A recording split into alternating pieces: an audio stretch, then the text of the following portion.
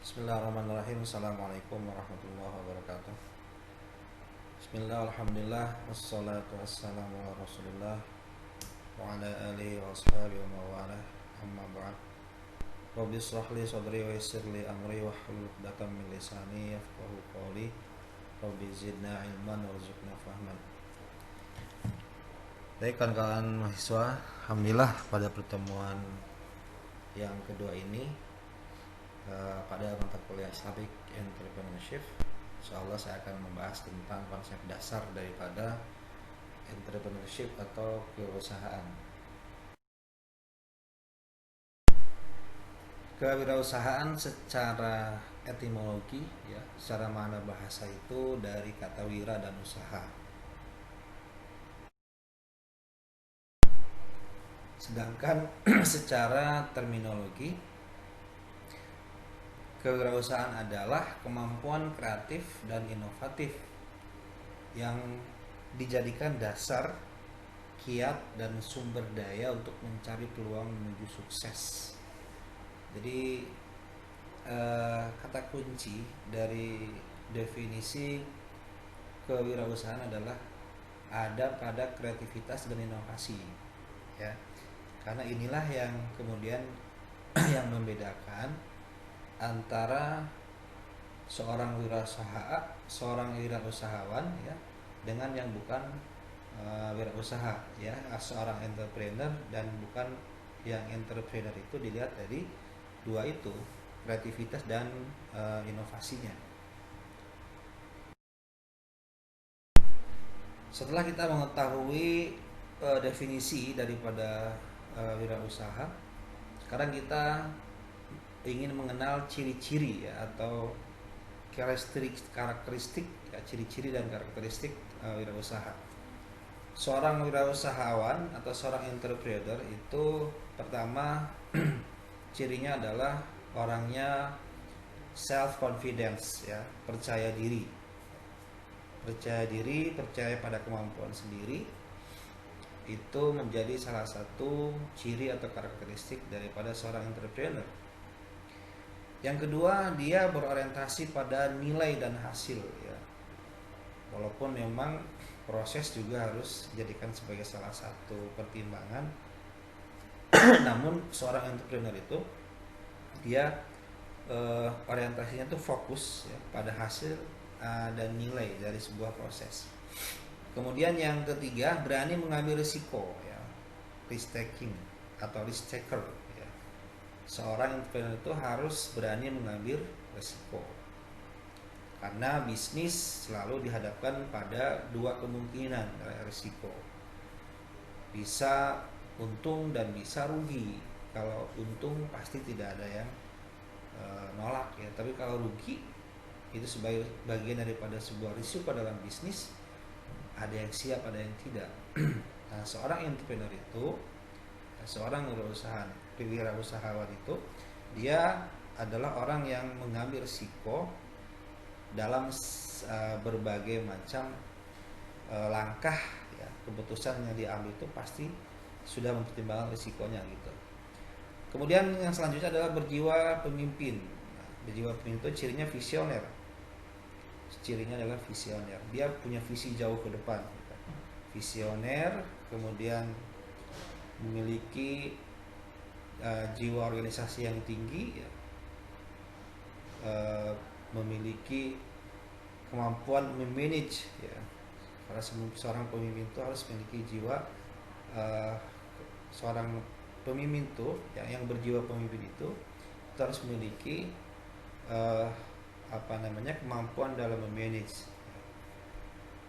peluang dan lain sebagainya. Selanjutnya adalah ciri yang ke 1, 2, 3, 4. Yang kelima adalah kreatif dan inovatif. Sebagaimana yang tadi, poin ini ada di definisi, ya. Jadi ciri khas yang melekat pada seorang entrepreneur itu adalah bagaimana dia punya kreativitas yang tinggi dan inovasi yang tinggi. Jadi tidak stagnan, ya, selalu berpikirnya kreatif, bagaimana dia produktif, bagaimana produktivitas itu adalah sesuatu hal yang baru, ya. Itulah nilai inovasinya. Kemudian yang terakhir, ciri yang terakhir ya adalah memiliki orientasi pada masa depan. Ya, sama dengan tadi, jiwa seorang pemimpin itu harus punya visi, ya, visi jauh ke depan. Bagaimana dia membaca peluang dan tantangan yang akan dihadapi pada masa-masa yang akan datang. Itu adalah beberapa ciri dan karakteristik daripada entrepreneur ya, seorang wirausaha.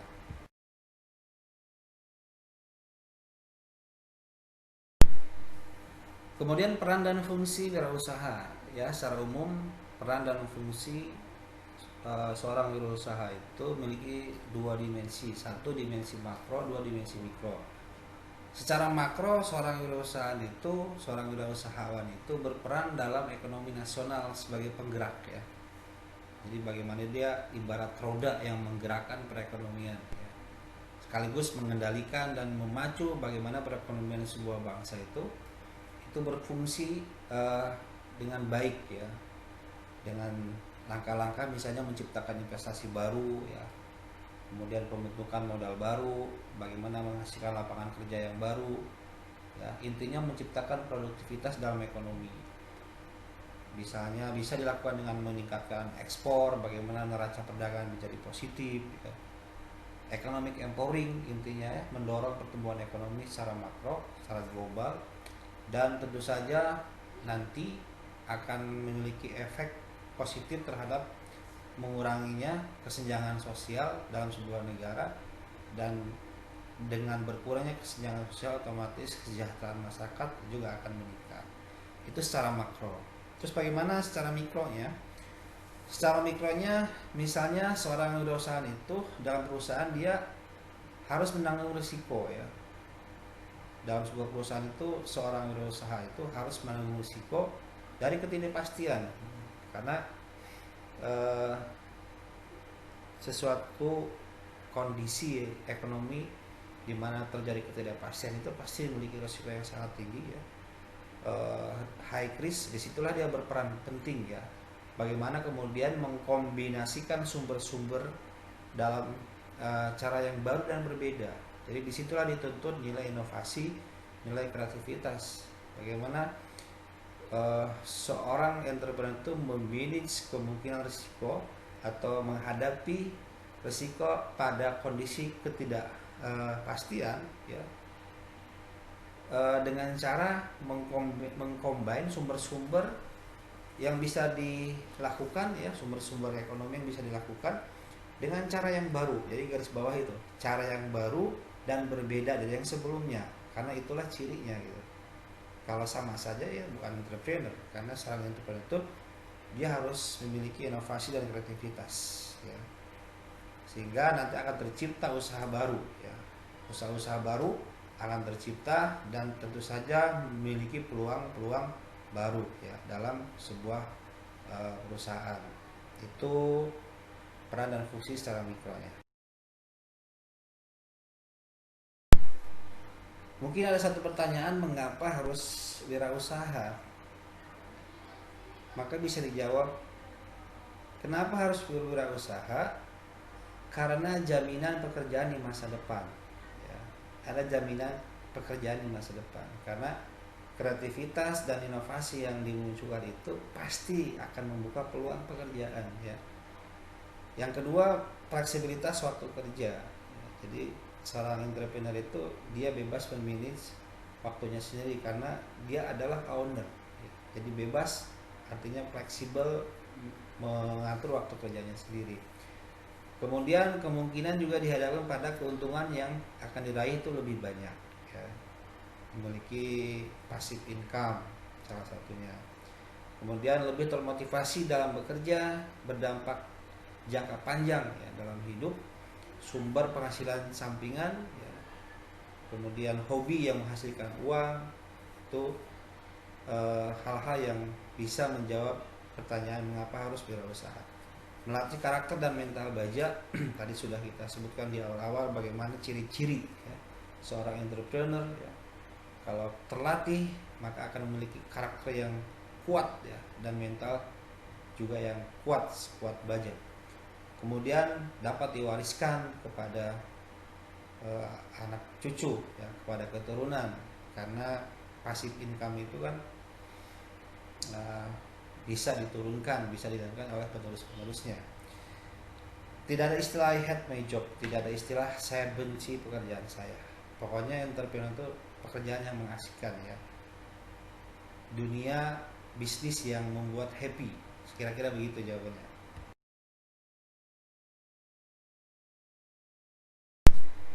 Baik, sekarang kita akan bicara mengenai sejarah ya. Bagaimana Rasulullah SAW dahulu sebelum diangkat menjadi nabi dan rasul itu adalah sebagai seorang entrepreneur ya, seorang pengusaha. Kita bisa melihat di dalam berbagai macam literatur tentang Rasulullah, misalnya Muhammad sebagai seorang pedagang, banyak sekali ditulis oleh para penulis yang kreatif ya tentang sejarah entrepreneurship daripada Nabi. Kita bisa melihat misalnya di usia 12 tahun itu Rasulullah sudah mulai melakukan aktivitas bisnis ya. Misalnya keluar negeri Hijaz. Hijaz itu Mekah, Madinah. Beliau sudah mulai keluar di usia 12 tahun menuju negeri Syam. Negeri Syam, dulu disebut negeri Syam. Negeri Syam itu kalau sekarang 4 negara ya. Suriah, kemudian Palestina, Yordania, Libanon, itu 4 negara sekarang itu kalau dulu disebut tanah Syam ya, negeri Syam. Biladus Syam. Itu sudah mulai tuh keluar Hijaz, itu usia 12 tahun. Kemudian kita persingkat saja, di usia 19 tahun Rasulullah sudah mandiri, sudah mulai usaha mandiri, karena di usia 12 tahun itu Rasulullah ikut dengan pamannya ya. Pamannya Abu Thalib ya, melakukan proses perjalanan dari Hijaz ya, dari tanah Hijaz ke tanah Syam, itu rihlah dagang ya, kafilah dagang. Nah, usia 19 tahun itu Rasulullah sudah mandiri, punya usaha sendiri. Singkat cerita, di usia 22 tahun Rasulullah sudah disebut di seantero jazirah Arab pada satu sebagai seorang pebisnis sukses ya, pebisnis sukses, profesional, tangguh, amanah, pokoknya semua hal yang baik melekat pada beliau ya. Itu usia 22 tahun. Nah, kita tahu istri Rasulullah sendiri ya, Sayyidah Khadijah radhiyallahu anha, itu tertarik kepada beliau justru awalnya karena ingin mencoba menguji bagaimana integritas dan kompetensi Rasulullah itu di dalam bisnis ya, sehingga beliau mencoba mengutus seorang orang kepercayaannya untuk menemani Nabi berdagang ke negeri Sam.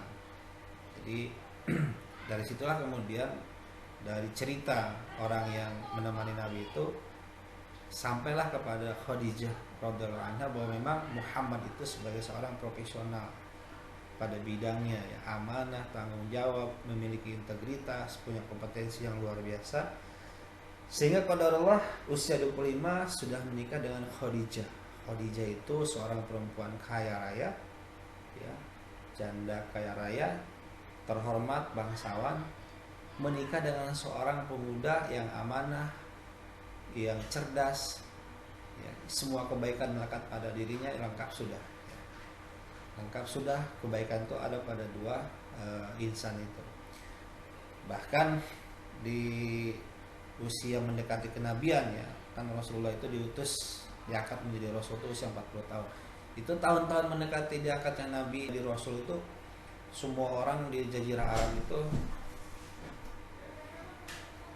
luar biasa ya kepada Rasulullah itu, mengatakan bahwa Muhammad tidak ada duanya, Muhammad Al-Amin, Muhammad adalah seorang yang amanah, yang terpercaya, yang jujur. Pokoknya semua hormat kepada beliau. Itu bagaimana sejarah singkat Rasulullah menjadi seorang perusahaan ya.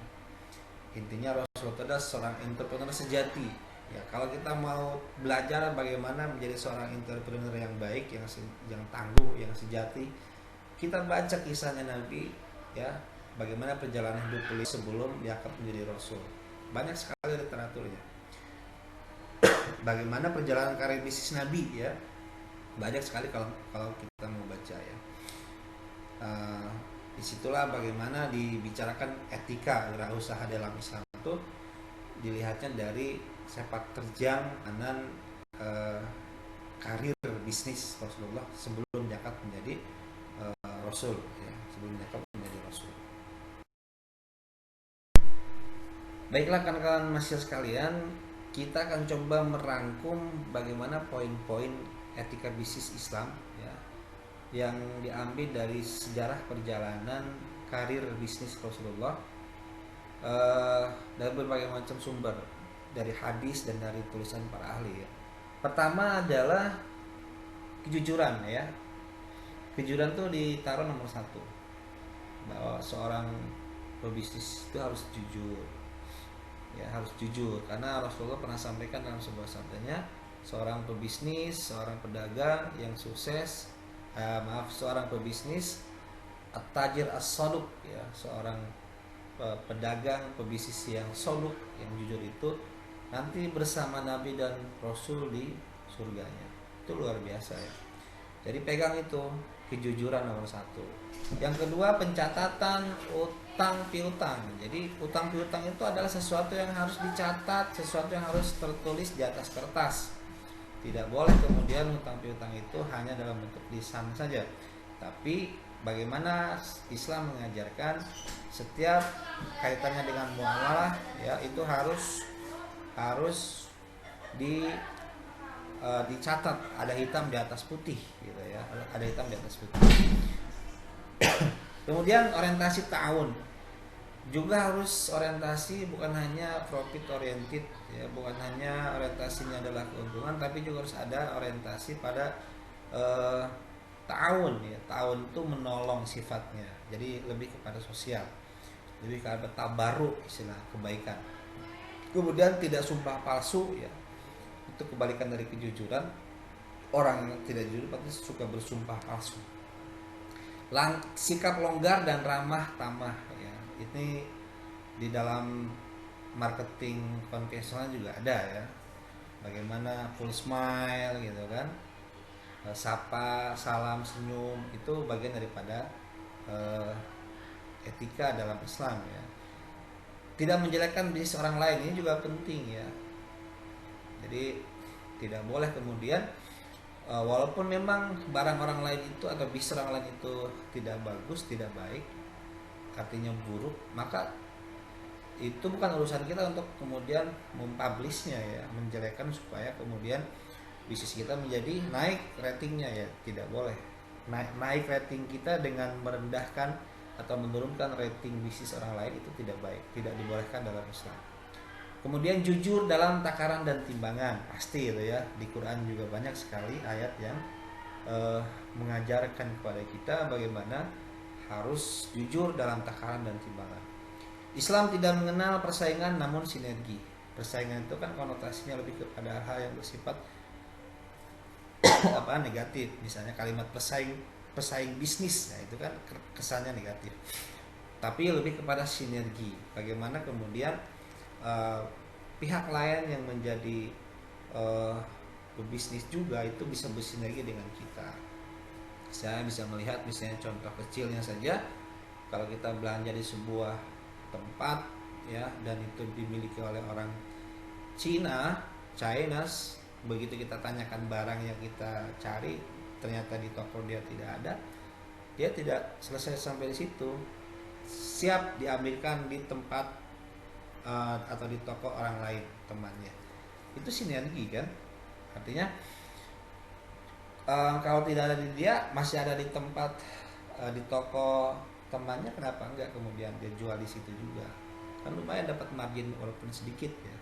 Itu sinergi, salah satu sifat sinergi itu bisa contoh kecilnya seperti itu. Kemudian bisnis tidak mengganggu ibadah pada Allah, ini sangat utama, ya. Bisnis tidak boleh mengganggu hakikat kita diciptakan oleh Allah adalah untuk ibadah. Walaupun bisnis itu juga ibadah, ya, tapi kan ibadah yang bersifatnya muamalah.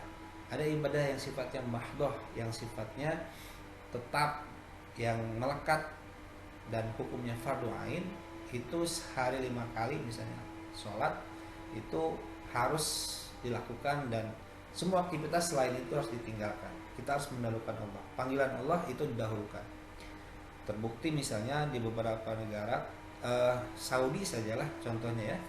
Di Saudi itu kalau panggilan sholat berkumandang, semua toko tutup, semua aktivitas berhenti, semua menuju rumah Allah, semua ke masjid, ya, menghadap panggilan Allah. Itu salah satu etika dalam bisnis Islam ya. Apapun, sepenting apapun bisnis itu, ya, setinggi apapun kemungkinan keuntungannya akan didapatkan, sebesar apapun kemungkinan keuntungannya akan didapatkan, kalau sudah Allah panggil untuk menghadap, panggil untuk menghadap, tinggalkan, ya, semua tinggalkan. Nanti setelah sholat baru kemudian kita kembali kepada aktivitas semula.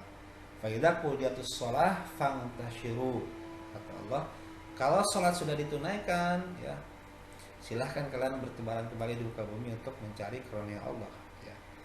Terus pembayaran upah sebelum keringat karyawan kering. Nah, hadis Nabi menyinggung itu. Bayarlah upah itu, ongkos itu sebelum keringatnya kering. Itu maksudnya tidak boleh menzolimi pekerja ya. Kalau kita punya karyawan, sudah waktunya gajian, berikan. Jangan dinanti-nanti, ya. Jangan dinanti-nanti. Bahkan lebih baik sebelum dia minta kita sudah memberikan. Itu Islam mengajarkan sampai ke situ ya, terkait dengan etika. Kemudian tidak memonopoli dalam bisnis ya, nggak boleh kemudian memonopoli dengan tujuan kita yang untung, kita yang naik usaha kita sementara orang lain jatuh. Itu tidak boleh. Bisnis tidak dalam kondisi berbahaya, ya. Artinya bisa membaca peluang, ya. Seperti apa bisnis ini, peluang baik atau buruknya. Tentu ini ada ilmunya. Berzakat pasti itu, karena berzakat itu sama dengan sholat, ya. Kalau sholat saja kemudian diwajibkan, zakat juga sama. Ya. Maka seorang pebisnis yang memperhatikan nilai-nilai etika bisnis dalam Islam, dia pasti akan berzakat. Kemudian hanya menjual barang yang halal, ya, tidak boleh yang haram dijual juga. Yang penting laku, yang penting dapat untung, biarin haram juga, enggak. Sedikit, ya, tapi berkah. Artinya keberkahan itulah yang menjadi tolak ukur dalam etika bisnis Islam, bukan banyaknya, ya, bukan kuantiti tapi keberkahan. Karena keberkahan itu punya dua dimensi, dimensi dunia dan dimensi akhirat. Kalau banyak, belum tentu ada dimensi akhiratnya. Kalau banyak tidak berkah bagaimana? Di dunia dia mungkin bisa menikmati, tapi di akhirat tidak bisa menikmati kan. Sementara kita hidup ini hanya sebuah proses perjalanan panjang saja, kan kita akan berakhir di akhirat. Maka keberkahan itu yang menjadi patokan, ya. Kemudian segera membayar hutang. Nah, ini rata-rata seorang pebisnis itu punya prinsip sebelum ditagih, ya lebih baik diputar dulu, kan lumayan bisa dapat untung. Nah, ini mindset yang keliru.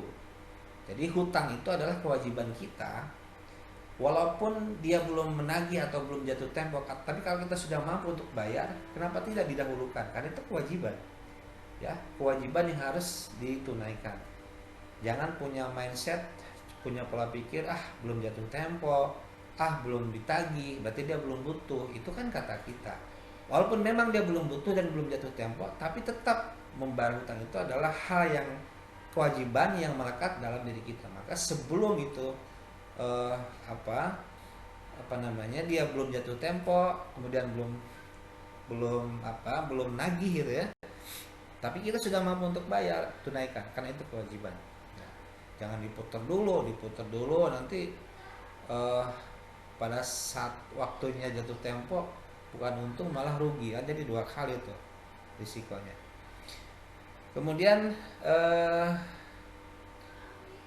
kelonggaran dalam hutang sama, walaupun kita memberikan hutang kepada orang lain, fanaziratun ila maisarah, kata Allah. Kalau ada yang berhutang kemudian dia belum mampu bayar pada waktunya, karena memang belum mampu, bukan belum mau, beda. Mampu dan mau itu berbeda, dua hal yang berbeda. Kalau mau itu sebenarnya dia mampu tapi belum mau. Jadi ada unwill, ada unable, ada yang tidak mau, ada yang tidak mampu. Ini maksudnya memberikan kelonggaran kepada mereka yang berhutang kepada kita yang belum mampu, ya, bukan belum mau. Jadi yang unable, bukan yang unwill, ya. Kalau dia ternyata terbukti unable, dia belum mampu bayar, berikan kelonggaran, buat rescheduling, buat penjadwalan ulang, tambah waktu, berikan kelonggaran. Fanaziratun ila maisarah, biar dia sampai pada posisi mampu membayar hutangnya. Jangan kemudian dibuat sulit gitu ya. Dan terakhir adalah larangan riba ya. Jelas riba itu hukumnya haram dalam Islam. Ayatnya jelas dalam Al-Qur'an. Yaitu beberapa etika bisnis dalam Islam yang dirangkum dari berbagai sumber. Baiklah, kita sampai pada slide terakhir, kesimpulan ya. Di sini bisa disimpulkan bahwa kewirausahaan adalah kemampuan kreatif dan inovatif yang dijadikan dasar, kiat dan sumber daya untuk mencari peluang menuju sukses. Wirausaha dapat berperan penting dalam pertumbuhan ekonomi pribadi, masyarakat maupun negara ya, secara mikro dan makro. Dengan berwirausaha kita bisa, maksudnya di sini bisa gitu ya, berkreasi sesuai imajinasi yang kita miliki. Jadi tidak lagi mengandalkan pada pekerjaan yang harus menuruti perintah atasan. Jadi seorang entrepreneur, seorang pebisnis, seorang wirausahawan itu dia sebagai owner sekaligus ya sebagai pekerja. Artinya dia bebas mengkreasi, mengimajinasi, mengatur waktunya karena itu bisnis milik dirinya. Berbeda dengan orang bekerja pada orang lain, dia harus ikut atur orang lain, waktunya juga diatur orang lain, sehingga tidak bisa bebas berkreasi. Saya kira itu ya kawan-kawan sekalian untuk konsep dasar daripada entrepreneurship atau kewirausahaan. Alhamdulillah, nanti kalau ada pertanyaan silahkan boleh di kolom komentar atau nanti via diskusi kita di forum Zoom atau Meet ya, Google Meet. Saya kira itu yang bisa disampaikan. Waalaikumsalam. Subhanakallahumma bihamdika asyhadu an la ilaha illa anta astaghfiruka wa atubu ilaik. Assalamualaikum warahmatullahi wabarakatuh.